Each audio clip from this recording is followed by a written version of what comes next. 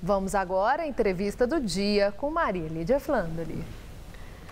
Apagão da última segunda-feira sinaliza risco de novos blackouts, considerando a continuidade desse calor que está tão intenso, a escassez das chuvas, além do baixo nível dos reservatórios e atrasos em projetos do governo federal. Para falar sobre o risco de novos apagões, hoje o Jornal da Gazeta recebe o secretário estadual de Energia de São Paulo, João Carlos de Souza Meirelles. Muito obrigada, secretário. Eu quero começar exatamente com esse apagão de segunda-feira, que foi uma surpresa, pegou tantos estados brasileiros, inclusive o Distrito Federal. Esse apagão tem o mesmo peso, a mesma extensão e gravidade daquele de 2001?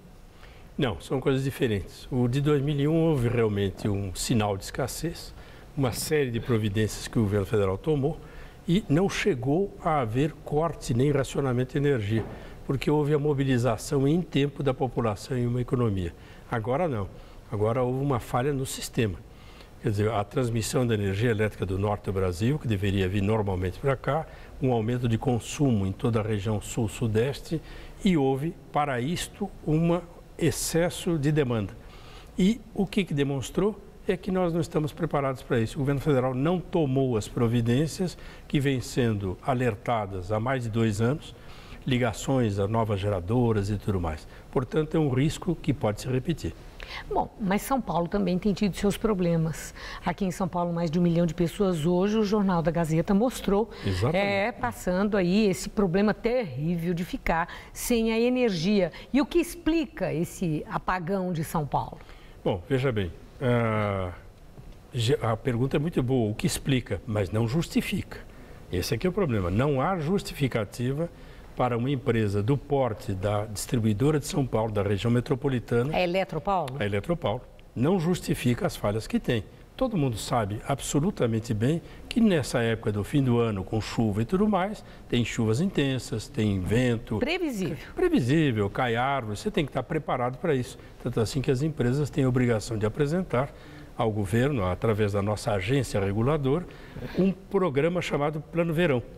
E, evidentemente, o que houve em São Paulo foi chuva um pouco mais intensa, mas sempre previsível. Não tem surpresas maiores. Em 2011, nós tivemos quase que um tufão cortando São Paulo. Muito bem, tem que restabelecer, é normal que se tenha isso. Não se justifica esse tipo de problema que nós estamos tendo. Mas então, o senhor deixa muito claro, não justifica mesmo porque esses fenômenos da natureza são previsíveis. Exato. Se algo está surpreendendo, é até a falta de chuva. Exatamente. Né? Que está sendo menos intensa do que se esperava. Exatamente. E aí está uma das falhas do sistema nacional. Definiu-se o ano passado que só havia problema de água em São Paulo. Não é verdade. Problema de água em todo o Rio Tietê, no Rio Paraná, no Rio Grande, no Rio São Francisco. Portanto, a queda de geração de energia elétrica por via hídrica das hidrelétricas, sinalizando que agora, nesse período que deveria estar chovendo, que não está, desde outubro, nós teríamos falta de energia. O apagão da segunda-feira passada já foi o alerta, o sinal amarelo sobre esse problema. Agora, trazendo de novo aqui para São Paulo, a Eletropaulo. O que explica? A Eletropaulo não é mais aquela? Pois é, este é o problema. Ainda hoje tivemos uma grande reunião com eles para cobrar deles uma série de providências. A nossa agência reguladora está fazendo uma auditoria detalhada sobre a Eletropaulo para verificar as razões. O que é que está faltando em investimento? Nesta crise agora dos últimos dias, em que nós tivemos uma série de pessoas que ficaram 20, 30, 50 horas sem energia, não tem cabimento. As equipes têm que estar lá socorrendo. 2 outras distribuidoras vizinhas da Eletropaulo mandaram equipes para socorrer. Tem que estar preparado para isso.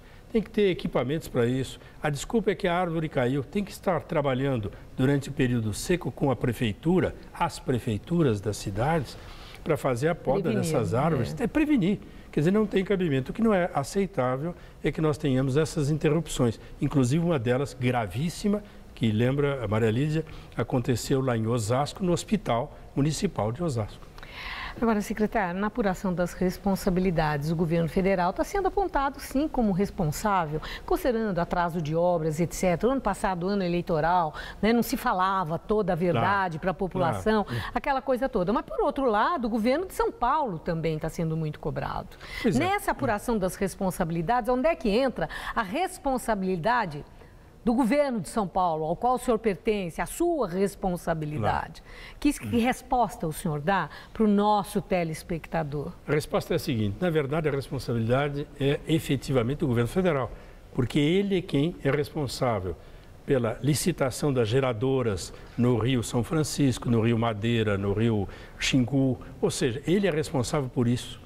Pelas termoelétricas, ele é quem faz a concessão, ele é quem faz as licitações das grandes linhas de transmissão que cortam o país inteiro, porque hoje a energia que nós estamos usando aqui na Gazeta, nós não sabemos de onde é que vem. Ela pode estar vindo de uma termoelétrica no Rio Grande do Sul ou da hidrelétrica de Tucuruí, no Rio Tocantins. Ou seja, são coisas desse tipo que é responsabilidade federal, porque é nacional efetivamente. E a gestão disso é feita por organismos nacionais, o Operador Nacional do Sistema e a Agência Nacional de Energia Elétrica. E os estados entram onde? Os estados entram apenas quando querem, como delegados da Agência Nacional, para fazer a verificação se as normas federais estão sendo cumpridas, que é o que o Estado de São Paulo faz na Arcesp limitadamente. Mas aí, para responder a sua pergunta, que é muito boa, qual é a nossa responsabilidade? A nossa responsabilidade é a seguinte: o governo federal tem as obrigações de gerir esse processo, mas nós temos a obrigação de verificar o interesse público, porque quem definiu esta delegação é o povo de São Paulo, elegeu o governador de São Paulo. E nós vamos às últimas consequências nesse sentido. Nós temos poucos instrumentos, já estamos discutindo para levar esses instrumentos ao governo federal para nos permitir uma ação mais vigorosa. As poucas possibilidades que temos através do PROCON, a semana passada já fizemos uma multa de 3,5 milhões para a Eletropaulo, por falhas de atendimento absolutamente identificadas. E, portanto, é isto que nós estamos fazendo, cobrando agora normas, procedimentos do governo federal, que nos delegue mais capacidade de ação. Queremos colaborar com o governo federal, não hostilizar, ao contrário. Mas eu tenho uma última questão, que é a população. A população está perplexa, está temerosa, com toda a que razão. possa haver o colapso da água e possa haver o colapso de energia, como esses apagões acabam sugerindo, e especialistas dizendo que sim. Por outro lado, o poder público passa informações que acabam sendo contraditórias. E isso vale também para a água, né? Governo federal, governo de São Paulo. Então lá o ministro fala uma coisa, já colocou até na mão de Deus a responsabilidade, Deus é brasileiro, quem sabe ele vai resolver o problema. Foi falha técnica, o outro vai e diz que não foi falha técnica. Então, o cidadão fica assim: estão me falando a verdade? Isso. Ou estão me enrolando? Claro. É a impressão que passa, pela contradição entre as informações de quem tem poder de decisão. Trazendo para São Paulo, houve também uma questão assim em relação à água, né? Falando que tinha que ter racionamento, que não tinha racionamento, que tinha racionamento, o próprio governador falou: é claro que tem racionamento. Então, o cidadão também fala assim: mas será que tá me sendo dito a verdade? Tem ou não tem? Então, eu quero ouvir do senhor. Tem que falar a verdade para a população? Ou, como já se disse um dia, o que é bom a gente conta, o que é ruim esconde? Não, no nosso caso, não. O governo de São Paulo, o governador Geraldo Alckmin, nós temos por pauta, e todos conhecem, a Maria Lídia conhece muito bem, vamos dizer assim, tratar o assunto com absoluta clareza, inclusive no negócio da água. O negócio da água, nós percebemos o problema. No começo do ano passado, 2014, em janeiro, identificamos que poderíamos ter problema. Imediatamente, no mês de fevereiro, nós iniciamos um processo de bônus para dizer o seguinte: faltará água, portanto, economizem. Nós premiaremos num primeiro momento. E 70% da população de São Paulo colaborou. Na sequência, não foi suficiente, nós usamos níveis chamados de reservatórios estratégicos, níveis mortos e assim por diante. Portanto, sempre o jogo da verdade, esperando as condições da natureza que vão se radicalizando. No caso da energia elétrica, a verdade é essa: há um risco, sim, de apagão. E os problemas que nós temos vivido em São Paulo, de alguns desligamentos, não são falha do Sistema Nacional, foi falha de operação da Eletropaulo, com quem nós estamos trabalhando todos os dias para resolver o problema. Agradeço muito seus esclarecimentos. Muito obrigado, Maria Lídia. Uma boa noite. Boa noite. Gabriel.